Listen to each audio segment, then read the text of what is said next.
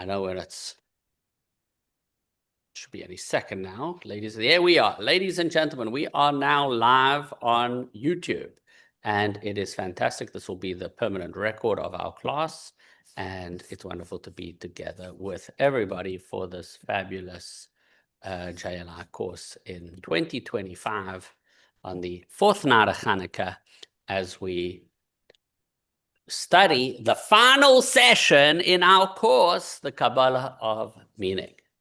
And what I'm going to do right away is share the PowerPoint. Wait, not yet. I first got to get it up on the screen. Play from start and move it over to your slideshow. And now, all these little things that I've learned how to do over the years, ladies and gentlemen, I amaze myself sometimes on all the things I've learned how to do. Okay. Kabbalah of Meaning, Jewish wisdom for finding the purpose that connects all parts of life. Tonight is lesson 6. I mean something, therefore I am. So a quick review of where we've come in this course. Today's the 6th and final lesson. But let's do a quick review in the first 5 lessons. In lesson 1 of the course, we spoke about the phenomenon that as humans, we hunger for meaning. It's natural for people to want meaning in their lives. In lesson 2, we spoke about the fact that meaning alone doesn't suffice, because really what people want is purpose. And what we need is purpose. And purpose, living with purpose, will give meaning to our lives. And we're actually going to talk at the end of the class. We're going to watch a video that's going to really delve into some of these things again as a good review of the class, of the course. Lesson 3, we spoke about the fact that if you really want to know your purpose, we should look to the Torah, God's blueprint for creation of the world. The Torah tells us the intention of everything that we do, and that by living with spirituality and fulfilling the vision for which we were created in the first place, which is to bring more light and warmth and spirituality into this world, to truly make the world into a home for God. A home where God can feel comfortable and does feel comfortable, we will fulfill our purpose. And that brings meaning to every element of our lives, because we can really do that in every aspect of our lives. And for more about that, ladies and gentlemen, go back and look at lesson 3. In lesson 4, we spoke about the rhythms of time and how they add a layer of meaning to our existence. In lesson 5, we said everything that happens is an opportunity for meaningful living. So just quickly looking at lesson 4, I want to talk about the fact that, of course, we all know that tonight is Hanukkah. Tonight is the 4th night of Hanukkah. And in lesson 4, we said that in order to truly live a meaningful life, a spiritual life, one of the things we need to do is be aware of the calendar and the days that we're in. So Hanukkah is the energy of the moment. And we all know that Hanukkah is about light. And even when the world feels dark, we have this incredible capacity to bring light to other people. And actually, one of the greatest ways to experience light in our own lives is to give light to someone else. Because the amazing thing about light, you can't fight darkness. It's an impossible war to win. The only thing we can do is you light a candle and then the darkness disappears. That's the trick. The trick is to bring light. And if you bring light to someone else, you can't bring light into a room for someone else and not benefit from it yourself. It's impossible. That's the way light works. The way light works is if you light a candle, it's a light for everybody. The Talmud says, Ner le'echad, ner le'meya. A candle for one person is bright for 100 people, right? You light a candle for one person, it's bright for 100 people. And so Hanukkah is all about light. And obviously, small steps, small increases every day, small increases, and never to settle with what we did yesterday, but to constantly and always be bringing more light into the world every day of the week, every month of the year, and especially on the 8 days of Hanukkah. Any questions or comments, ladies and gentlemen? Yeah, that's the miracle. This is part of the miracle. And of course, we celebrate miracles. The first miracle was the military victory.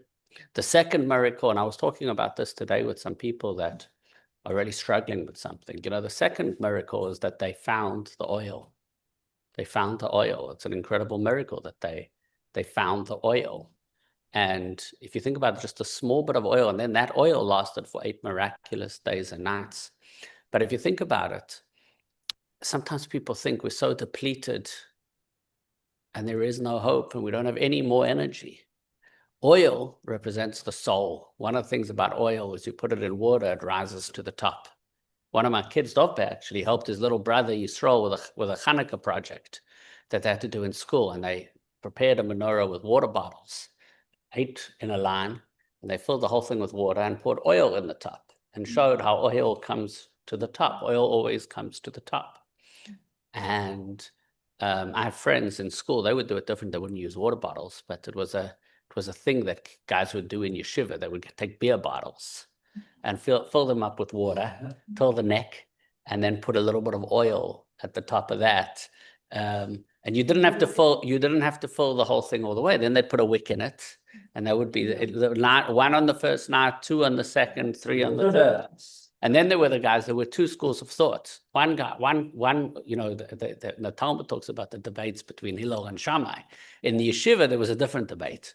Can you reuse yesterday's bottles, or do you have to drink 1 on the first night, 2 bottles on the second, 3 on the third, and 8 on the 8th? You can imagine the guy who did the 8 bottles on the 8th night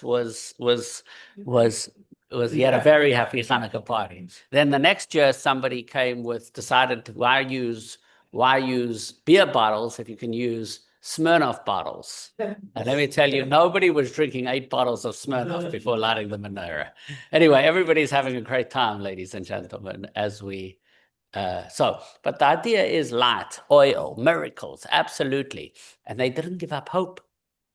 They kept looking for that oil till they found it. And the miracles they did, because if you look, you will find. Okay. Yes, Elaine, of course. When you do something small, it can be like a miracle, because you could change someone's life just by being kind and caring. You never know. I want to tell you something. I came from, I was running a little late this afternoon because earlier tonight, I was at Silver Hill Hospital visiting with the Jewish patients over there for Hanukkah. And there are people there that are in really going through very difficult times in their lives. And we spoke over there. I said something there. I said the same thing over here, but I said something over there that people found very meaningful, which is that when you're going through a very hard time yourself, it's very hard to find your light. But if you can go out of yourself for just a second and do something kind for the person next to you, that light that you create for them will reflect back to you. And I think I saw people looking at each other and thinking, okay, I'm not necessarily able to handle my own stuff right now, but I can be nice to the other person. And I think in many ways, hopefully, that will be helpful for all of them with their healing. And may God bless them, of course, with their things. Sure. I've got everybody looking at this little screen over here, but Michal wants me to make sure that everybody's on the screen over here behind me. And let me stop share maybe, or make it bigger, because we're taking a little bit of video and different things over here that may or may not be used at some point in some kind of publicity material. So that's what's going on over here. But you can see me. Let me stop the spotlight, because that always annoys me to no end. How do I do that? I don't even know how to do this. There we go. And so we got a nice... Dobbe, you're funny.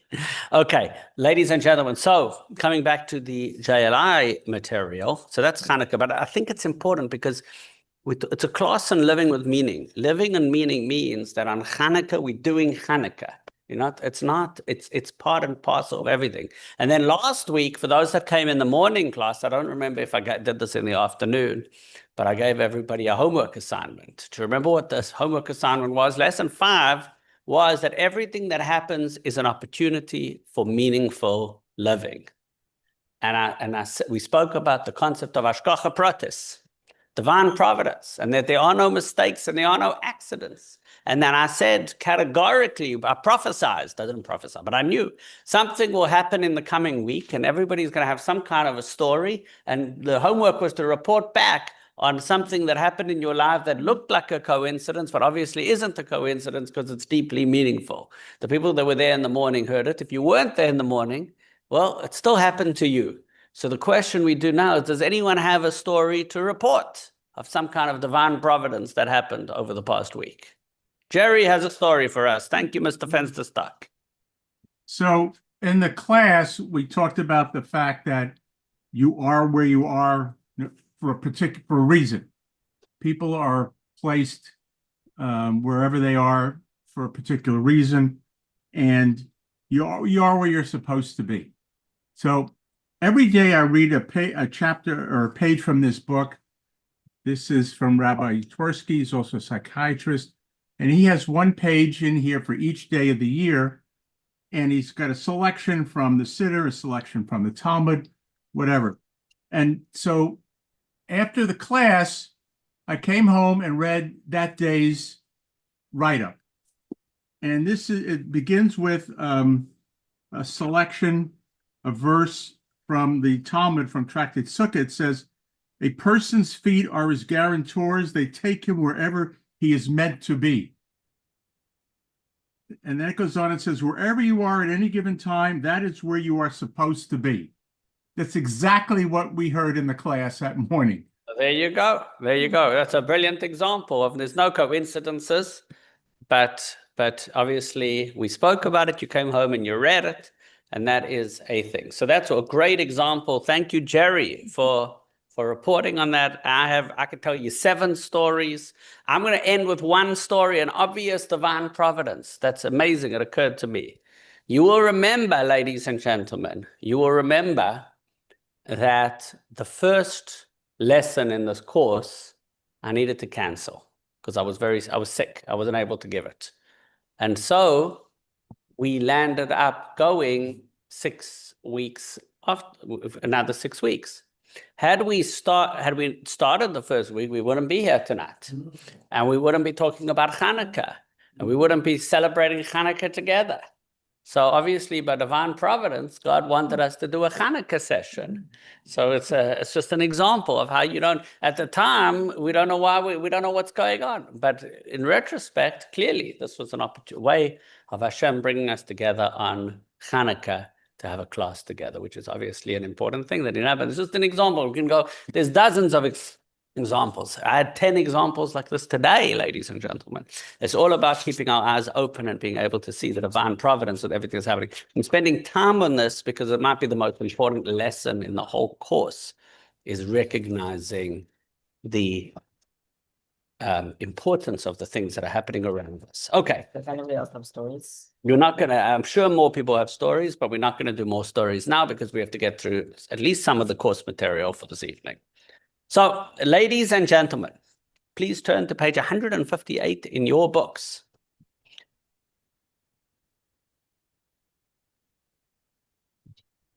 I'm going to move this to here. I think it might work better. Okay. Think about the first time you realized you mattered. What happened? How did you feel? Chances are your moment of mattering impacted and moved you. Most likely you felt important because of what someone else said or did. Feeling significant is a basic human desire and a critical factor for mental, emotional, and physical well-being in life, school, and work. So what is mattering? Why is mattering so important? And how can we learn to create the experience of mattering for others? Researchers find mattering is the feeling that we're a significant part of the world around us. It is the belief that we're noticed, important, and needed right now. While studies show experiencing mattering increases a sense of self-worth and motivation, research also finds it reduces the risk of severe depression, anxiety, and can save lives. So, ladies and gentlemen, looking at the screen for a second, here's the question. Is our value tied to our talents and achievements? That's the question. Do you think that value is dependent on talents and achievements? And the answer, of course, from a Jewish perspective, is no. Do we need other people to recognize us, to feel that we matter? The first article, the first paragraphs that we read in today's class indicated that we do. How many people, how often have I, and I'm sure you too, felt really lousy because somebody disrespected me? It happens. It's horrible when other people don't recognize us. It's horrible. It's horrible, right? And often we look to other people for approval.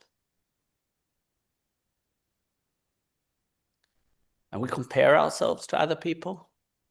And we're wondering whether we're successful or not based on how we measure up to others. We do this all the time. But in today's class, we're going to learn, ladies and gentlemen, that we really matter independently of anyone else.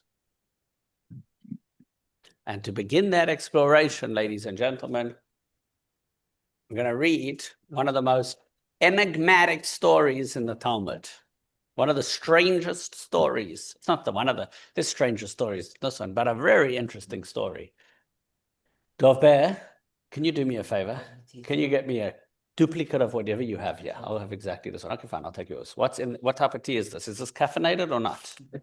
It's decaf? You sure? Okay, brilliant. Thank you.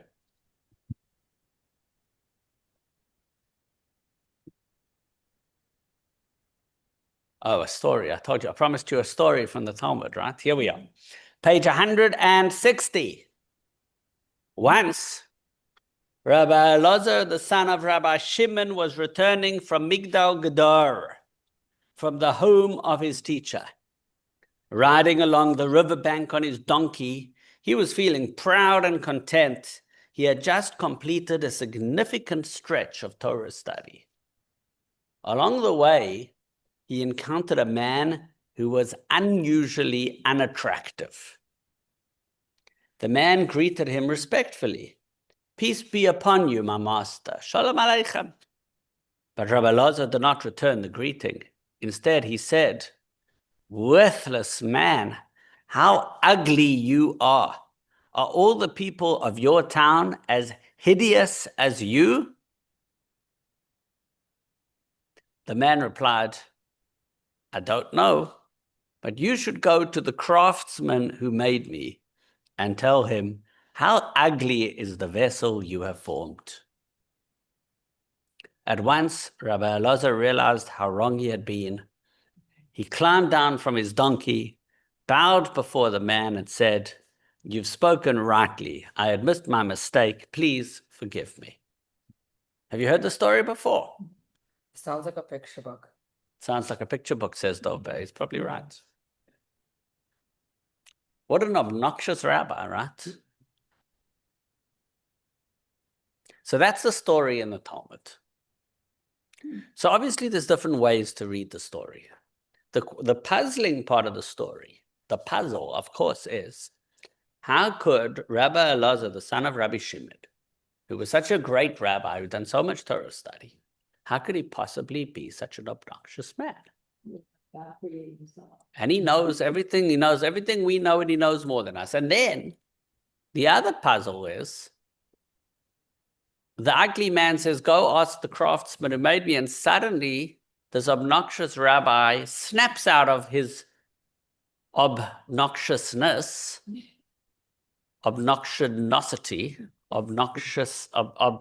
whatever the word is, obnoxiousness. Okay, he snaps out of it. And he says, "Oh my gosh, you're right. I apologize." The story is a little strange. So there's different readings. The one reading is that just he was obnoxious and then he suddenly came to his senses, like we said before. But there's another way of reading the story. Another possibility is the rabbi intended good with his comment. Because if he saw the man, what he was thought to himself is, I've never seen, if a man's ugly, if the rabbi says he's ugly, he probably didn't mean his physical body. He probably meant that he's ugly on the inside. Right? Another reading of it is that the rabbi says he met a man on the street and he said, wow, this is the most despicable human being I've ever seen. Have you ever met a despicable human being? An obnoxious person? An ugly, obnoxious person? Not in their body being ugly, but like ugly on the inside. You ever met someone like that? So this rabbi met someone like that. And he turns to the man and he says, you know what? You're the ugliest person I've ever met. Are all the people in your town as ugly as you? And you know why he said it? So there's different readings, right? I'm suggesting a reading where the reason he said it is he was trying to shake the guy up. He was trying to shake the guy up. He was trying to shake him out of his ugliness and maybe reveal some divinity within him. And you know what? He did. Because the man suddenly says to him, go tell the craftsman who made me. It was very quick, which means the rabbi underestimated him. If he was able to snap back a comment like that right away, he obviously wasn't as ugly as the rabbi thought he was. And when the rabbi saw that, so then the divinity in the rabbi was also aroused. You see, you make light for someone else, it becomes light for you too. The divinity in this man was aroused, and he said, go speak to the craftsman who made me. He says, talk to God. I'm not entirely rotten. I'm a creature made by God. If I'm made by God, I've got value. You dismiss me as being the most ugly man. If I'm created by God, I've got value. And the rabbi says, you're right. And I apologize. And everybody lives happily ever after, we hope. Right? So this idea that God made us, I told you, I think, last week, that my brother used to have a bumper sticker. It said, I know I'm somebody because God don't make no junk. Remember that we are made by God.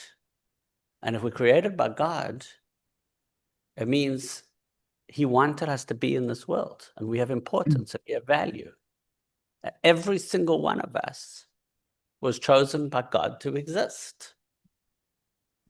And therefore our life has meaning and value, independent of what anybody else tells us. Because God Almighty decided that you're supposed to be in this world.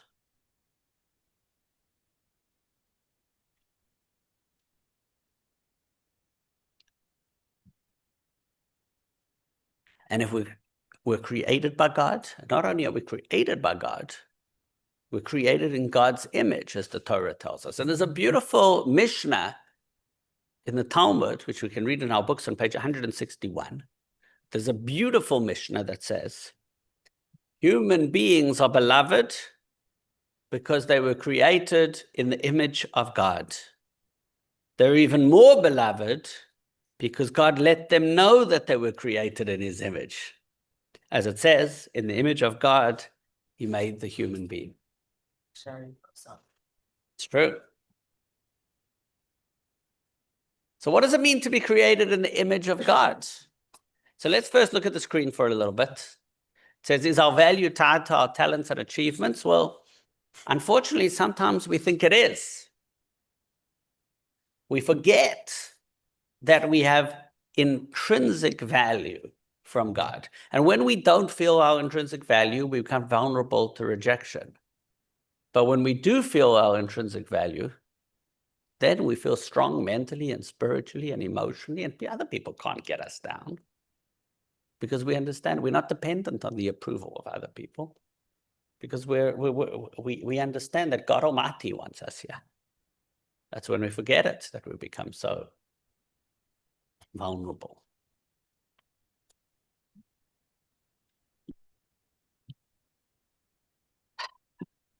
sometimes our self-esteem depends on comparison, but if we can understand that God chose us to be in this world, we don't need, our lives are meaningful and inherently valuable, independently of what other people might tell us. And then it also allows something even deeper, which is what we call over here, and there's a quote, I think, in the book about the self-compassion. You know, it's an amazing thing. People have this compassion for others. You see a person who's really struggling and suffering, and you have compassion for them, and not so judgmentally. You can forgive people their mistakes. It's much easier in a way to forgive other people than it is to forgive yourself, and to have compassion for yourself, and to realize you can say, yes, every person has value, but I'm not sure if I do. You know, there's so many people out there that say all people are important except for me. But if other people are valuable, then you are too. So what is the source for this unshakable worth? It's the idea that Torah tells us that we have intrinsic value. Our value does not come from anything we've done. We matter because God made us with intent and purpose.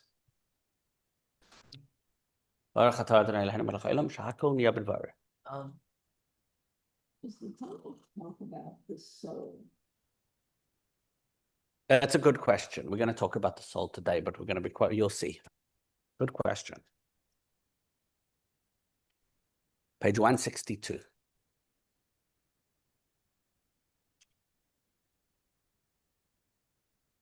So we're created in the image of God. Remember that?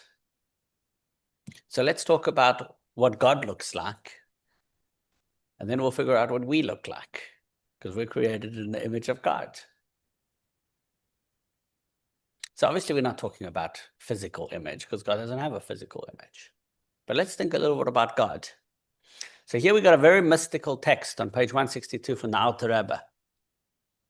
He says, God's essence and being are not defined by the worlds in any way, not even as the one who transcends and fills them.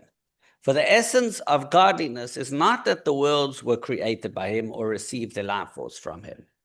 As it is written in the morning prayers, you are the same before the world was created and after it was created, completely unchanged. God is unaffected by what happens in the world.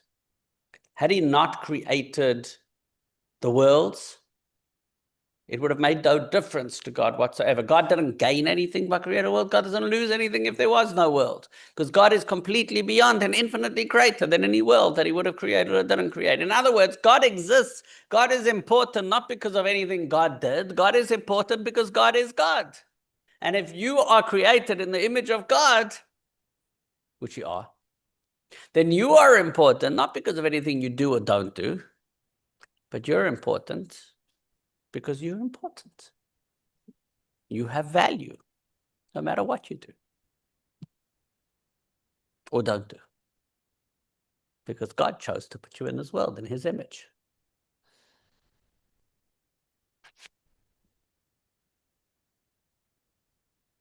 There's a lovely quote here from a great Kabbalist from the 14th century on page 163 in our books. Human beings are beloved, even more beloved. We quoted that earlier. Every thinking person must take this to heart. Rabbi Akiva did not mention these expressions of love just to praise humanity, but to awaken a person, to help them recognize that they are a significant being in the eyes of the one who spoke and brought the world into existence. For this reason, one must be especially careful to protect their own dignity, for that dignity is the dignity of their creator, who formed them in his image and likeness. To degrade oneself is to degrade God.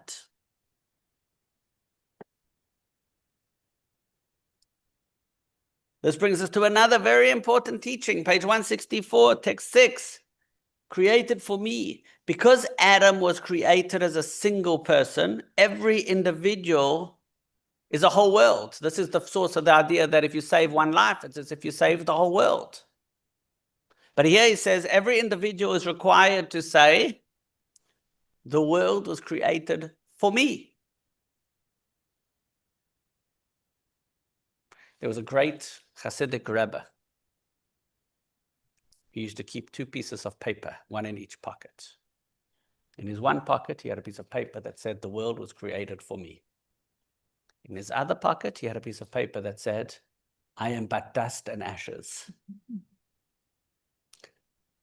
On the one hand, we are very humble. On the other hand, we have to recognize how great we are and balance those 2 things together. Meaning, what does it mean the world was created for me? It means I am not from my perspective, in my life, my world, I am not a minor character in your story. In other words, I'm not a minor character in this world. As far as I'm concerned, I am the most important character in this world. But not in an arrogant way, that the world revolves around me, a narcissistic way. But in understanding that as far as my life goes, my life is inherently valuable and important, and I was placed into this world with the incredibly important job to bring as much light and as much warmth and as much brightness and as much spirituality into this world as I possibly can during my lifetime. And God is waiting for me to do my bit. And my bit matters to God. And if other people don't appreciate that, well, that's their problem. Because I don't have to get the approval of other people. I just need the approval of God and myself. And not because that makes me arrogant, but actually that makes me humble. Because you know why? I realize you're in the same position. You are valuable, and your life is important. I told you one of my kids went to a big school. I don't know who heard me tell the story before. One of my kids went to a big school for the first time. And there were more other kids than they had ever met before. And they were navigating being in the big crowd after being in a small pond. And they were joking when they said it, but they said it feels like 95% of the people are, and they used this term, which I'd never heard before, they used a term called NPCs. Have you ever heard of an NPC? So apparently kids know this term. An NPC is a term in computer games. It stands for non-player characters. When you play computer games, today there's very sophisticated, incredible graphics on these games. So when you play computer games, there's one person who has you have the remote control and you can control one, maybe two, or if you're playing a sports game, you can control, if you're playing a sports game, you can control like a whole team, right? You can control however many people there are in a team. And it's the most remarkable thing, and it switches and it's very sophisticated. But then they have the crowd behind, and they have people walking up and down and doing this, and like these filler characters that have no one can control them. They're called non-player characters. They're just like extras that have no value. There's no control. They have no choice. They're robots. They're nothing, right? So this chart said it feels like all those hundreds of other people are NPCs. They're just background. They're background characters. They're irrelevant to the plot. And now the child was joking, but I said, "Oh, that's the most disgusting thing I've ever heard in my life." Right? That's the most disgusting comment I've ever heard in my life. To reduce the life of people to NPCs, non-player characters. No, it was obviously a joke, but sometimes people think about themselves that they're NPCs. Sometimes people think about themselves that, well, what's my life anyway, right? I don't matter. I don't make a difference to anybody else. God Almighty is looking at you and examining your life because your life is important. And this is one heck of a concept to think about.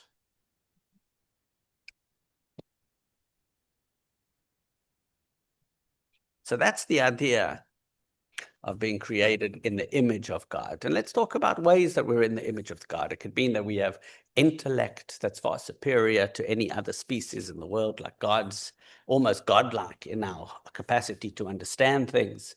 We can understand God's Torah, which is God's wisdom. We can unite our minds with God's wisdom.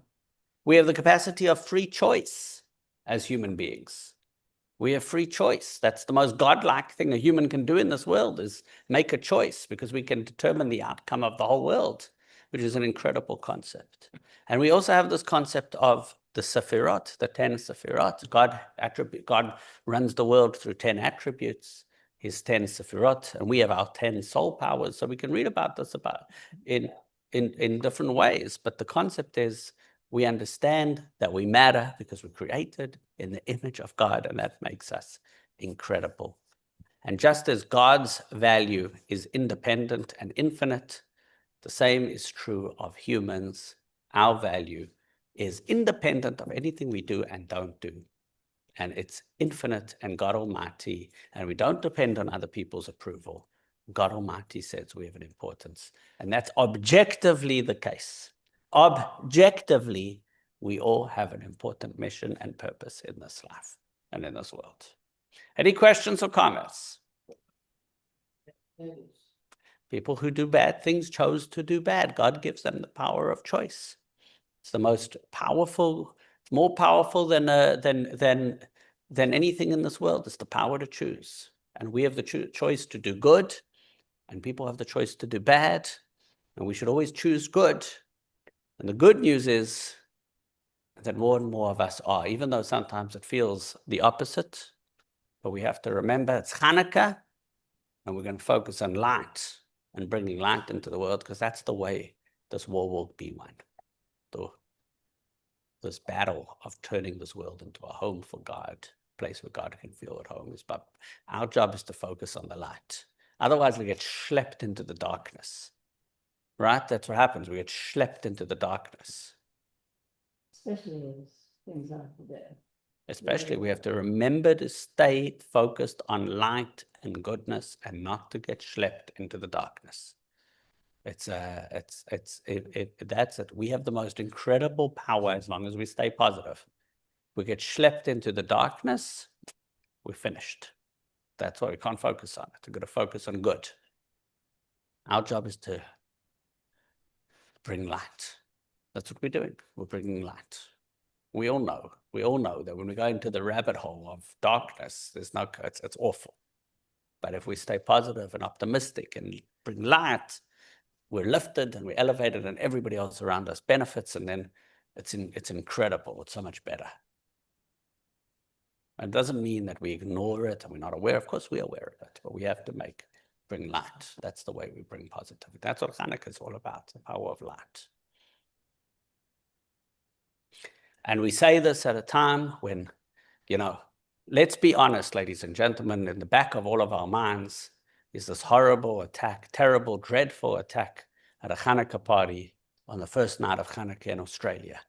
Now let's remember, okay, let's just think for a second. You think the terrorists didn't plan it carefully? This was an ISIS thing. They knew that Sydney, Australia was the first place that Jews would be celebrating Hanukkah in the world. And they tried to destroy Hanukkah for everyone all over the world. That's what they try to do. They try to bring a heavy, sad, horrible mood to Hanukkah for everybody. They deliberately, so that when people would wake up in America, they would ruin our whole holiday. But you know what, ladies and gentlemen? We are sad, and we're upset, and we're hurt. But we are not going to dwell on the darkness. We are going to focus on light and goodness and bring more warmth and more light and more brightness into the world, because that's our secret power that has sustained the Jewish people for thousands of years and has brought so much goodness and light into the world, and will continue to the point that eventually light will overcome all the darkness of the world with the coming of Mashiach. So we're talking about the infinite capacity that humans have to be, that we are essentially valuable because God Almighty chooses us. And this is the idea of being created in the image of God.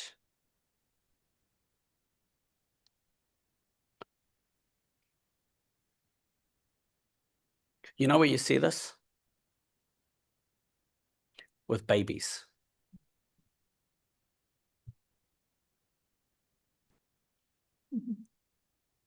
You look at a baby, huh? Baby knows what he's about. Yeah. But when adults look at babies, they don't expect the babies to do anything. We don't expect anything from them. And we know they are incredibly valuable, not because something they ever did and not because what they will do, but because this is a human life, an image of God, a creation of God. We don't that's what you are. And they bring you joy because they're pure, because they're real, because they're perfect, the way they are. And then they grow up and they disappoint us. Do you know why? No, they not because they did anything wrong. Because we are so stupid. Because we forget that they're perfect the way they are. That they're essentially perfect. They're creations of God. They're valuable. They're essentially valuable. And if they do something good along the way, even better. Yeah. But why is it that we lose touch with that pure connection? Why is it that we can't look at adults like we look at babies? Why is it that when we look at a baby, we say you're perfect, but when you look at an adult, you say you're flawed? It's the same person. Right? In other words, now, at the same time, the truth is, we do expect adults to do more than babies, and we should. We should expect ourselves certainly to do. We have to be able to hold both ideas at the same time. The first image we're exploring today is the image of the idea of everybody being created in the image of God. The second major theme of tonight's class is not only are we created in the image of God, which is some kind of an abstraction, but God went even deeper. And he said more than the fact that he created us in his image. God says, you are my children. Now that is a very powerful metaphor, because that is a loving relationship. Child to a parent to a child. This is a very rich relationship. It's a warm relationship. There's love, there's care. We're not only theoretically valuable in the abstract,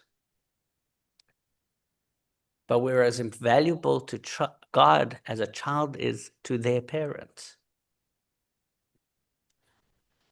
Let's read some texts about that. God's children, page 164, the Mishnah. Beloved are the Jewish people, for they are called children of God. An even greater love was shown in that it was made known to them that they are called children of God. As it says, you are children of your God. The Alter Rebbe expands on this in the Tanya. The second soul in a Jew is an actual part of godliness from above. As it says, Israel is my distinguished and illustrious child. Do you see, God could have used any metaphor for us. He could have, and he does, by the way.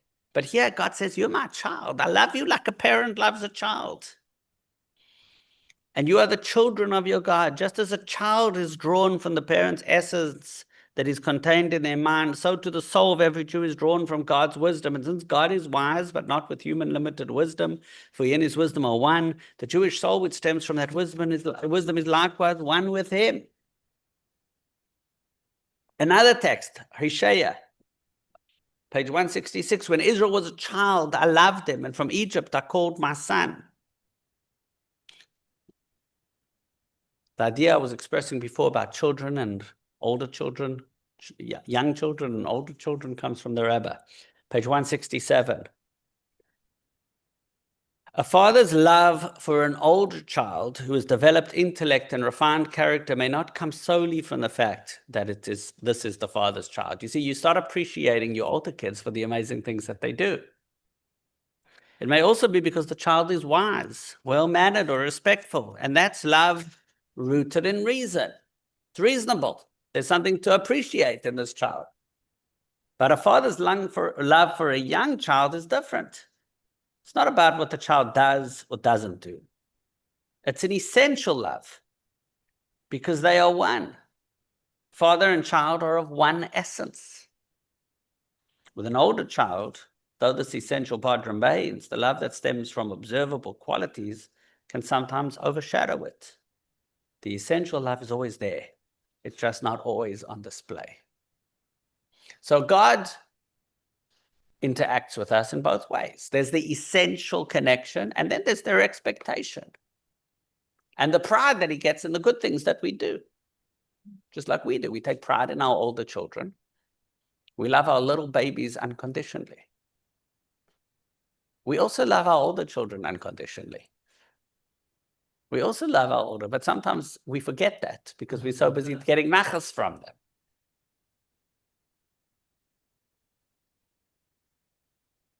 But God interacts with us both ways. There's the essential value in connection. And when you love unconditionally in a child, you can't like take your child back and say, give me a better one. Who would want to? This is what is expressed by the Midrash in talking about after Israel sinned, the Torah says, at that time God said, my children are stubborn, but what should I do? To destroy them? That's impossible. To have them return to Egypt? That's impossible. To exchange them for another nation? I simply cannot. This is my child. I'm stuck with a child. Not stuck. I love my child unconditionally. Even when they sin, I love them too. So we have value as a nation. We have value as individuals. It's all important. Any questions or comments?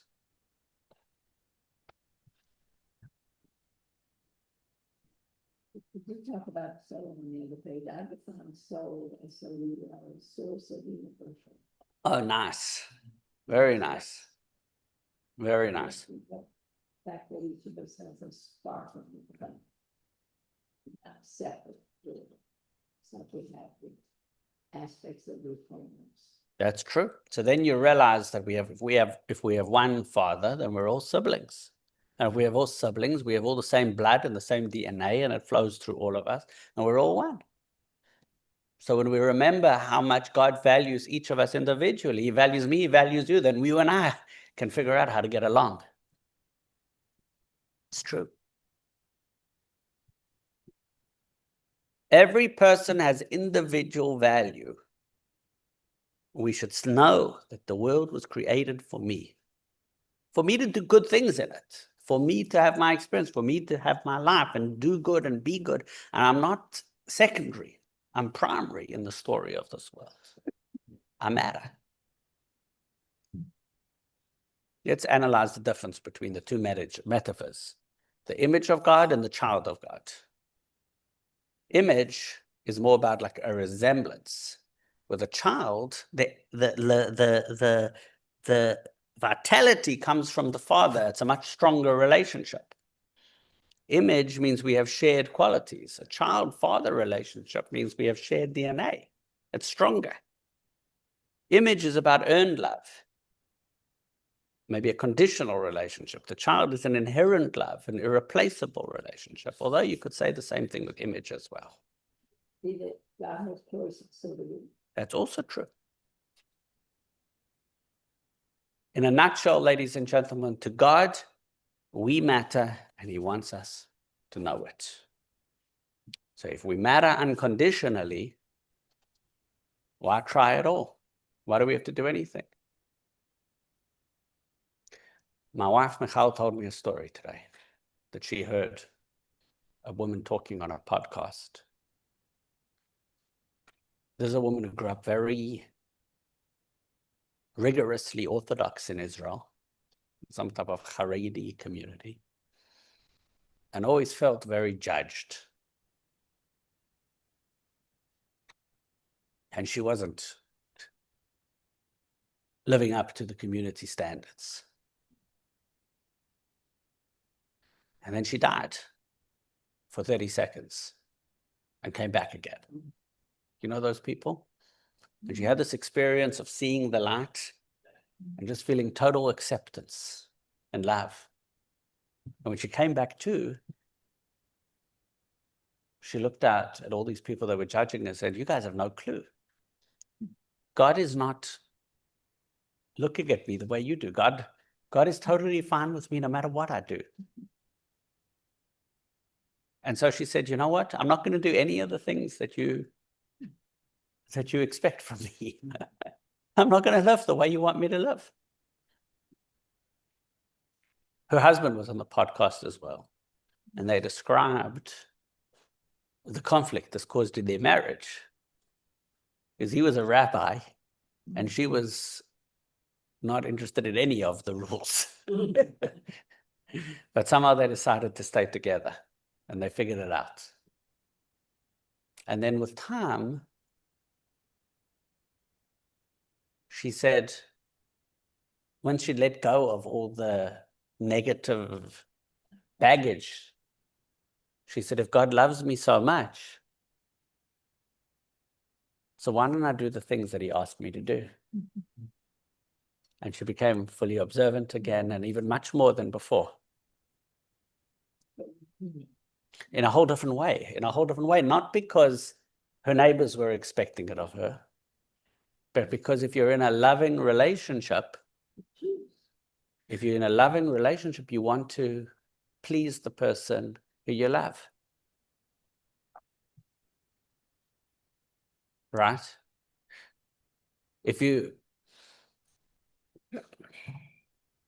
And that changed everything. And it was a whole different dynamic. It's a whole different way of doing things. So if we matter unconditionally, why try at all? Well, not because we don't do God's laws so that he will approve of us. He loves us anyway, or only for that. But if we recognize that we are the children of the King, you know who we are? We're princes and princesses. And if you're a princess or a prince, surely you should act like it.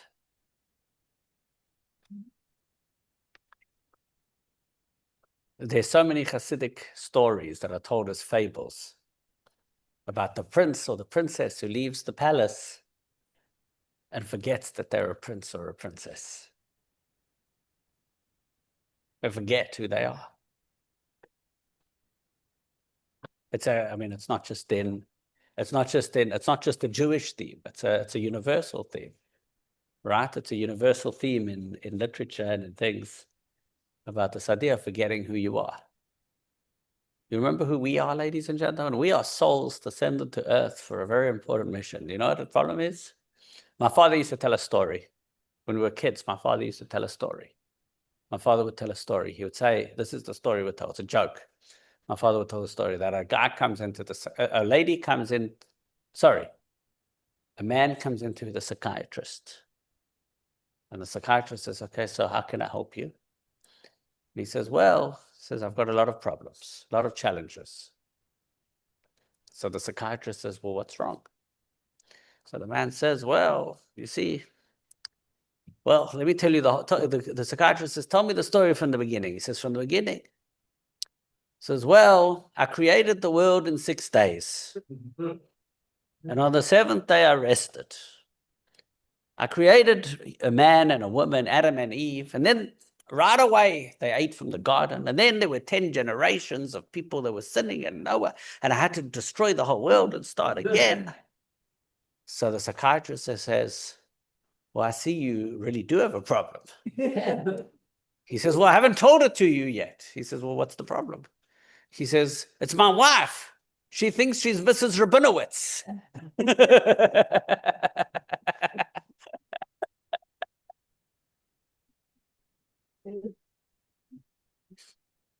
problem is we forget who we are.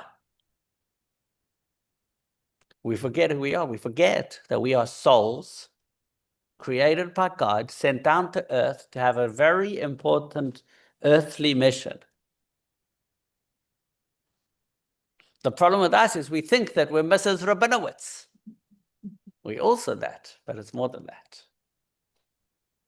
I heard the story in a shorter version. Essentially the same. Same story, but Okay. Well, started. So, I wish you understand. In the very beginning. Bereshit bara.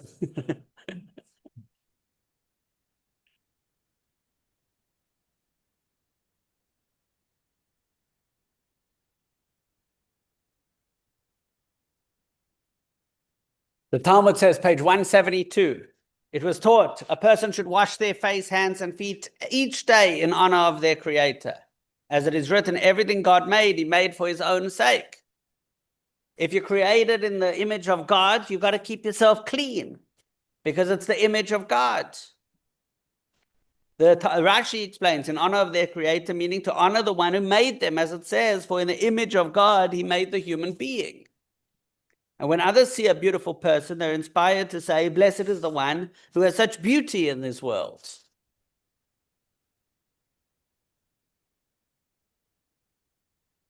There's a great story here. Page 170. I went back a page.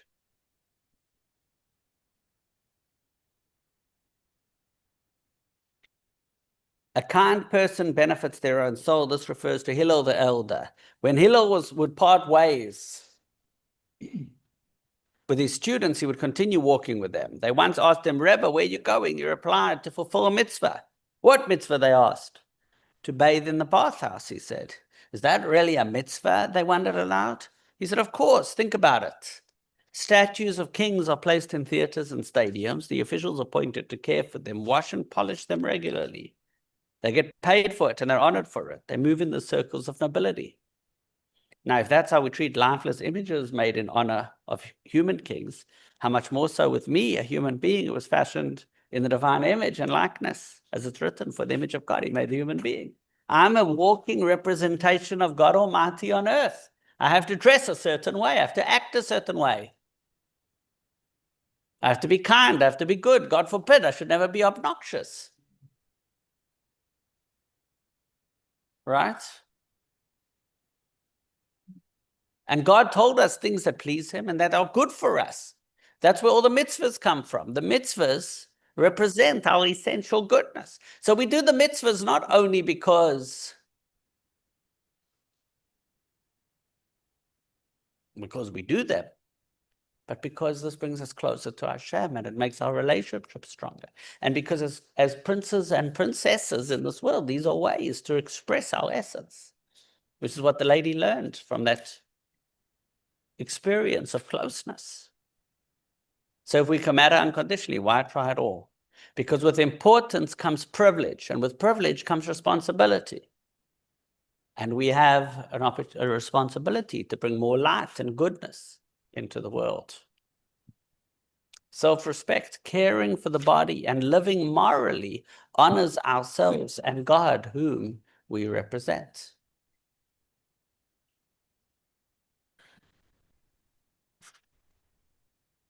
We act with dignity, not to become important, but because we already are.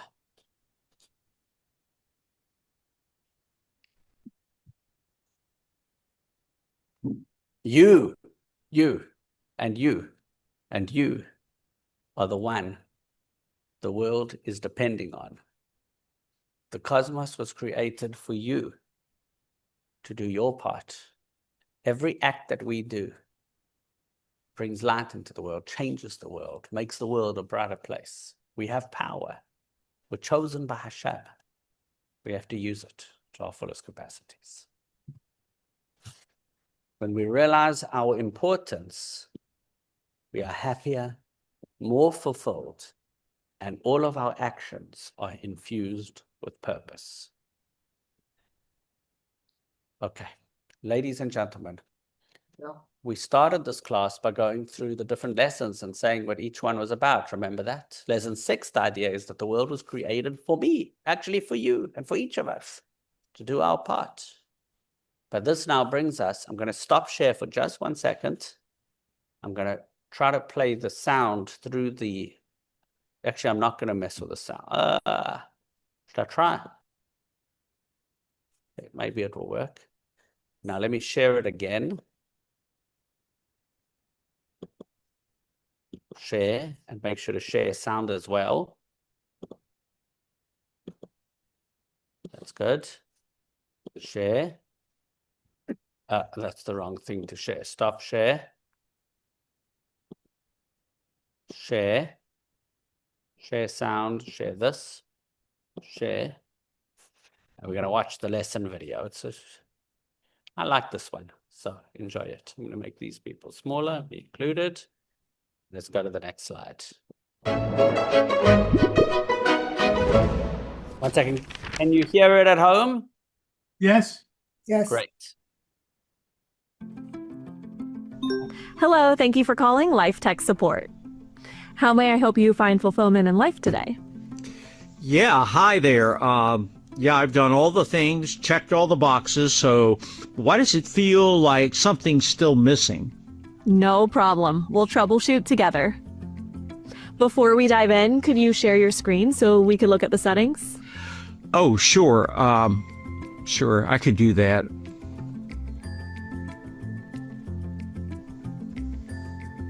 Perfect. Which boxes did you check?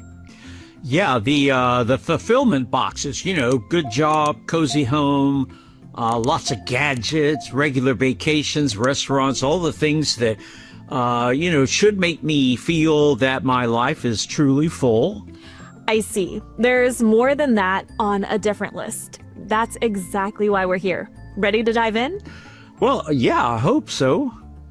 Step 1. Have you synced your actions with your purpose? Yeah, I think so. I mean, you know, I try. Actually, can you explain what you mean in less, you know, technical terms? System shows sync incomplete. Let me clarify. This step means discovering your purpose in this world and living your life accordingly. Well, that sounds like a lot. Now, how do I even know what my purpose is? Not to worry, we'll break it down. Step 2, have you checked your source code? Source code?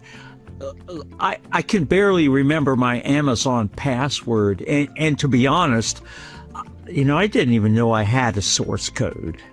Very common. Most people skip that step.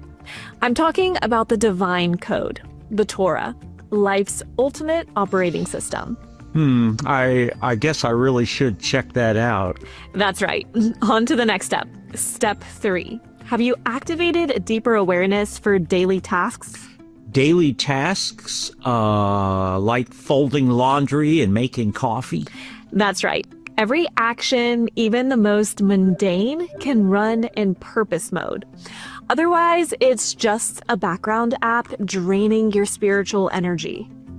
So making coffee is a mitzvah? Not exactly, but you can aim it toward a mitzvah, like staying alert for morning prayers or being an attentive husband and dad. And speaking of daily rhythm, that brings us to step 4. Is your time set to spiritual standard? Well, my time? Well, look, I'm usually late. Does that count?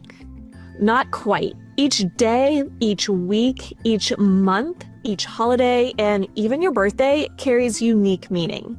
Open the calendar and then go to spiritual standard to turn on the day's unique energy. Once you're in sync with sacred time, the next challenge is what happens at times when you're thrown a curveball. That takes us to step 5. Have you installed the updates for unexpected events?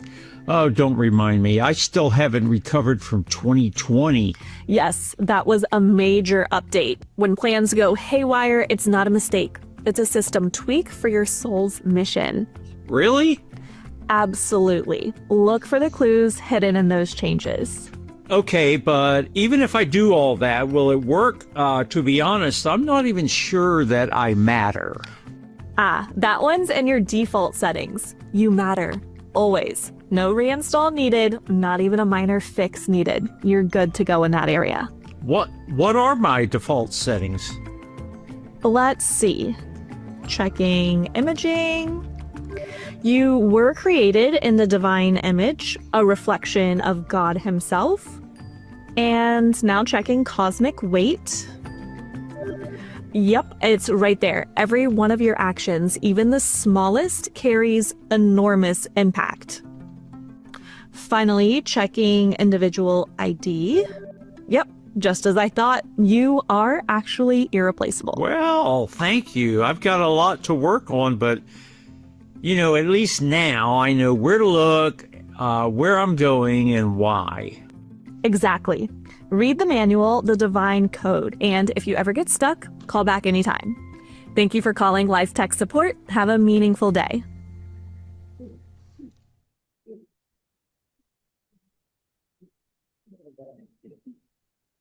AI video.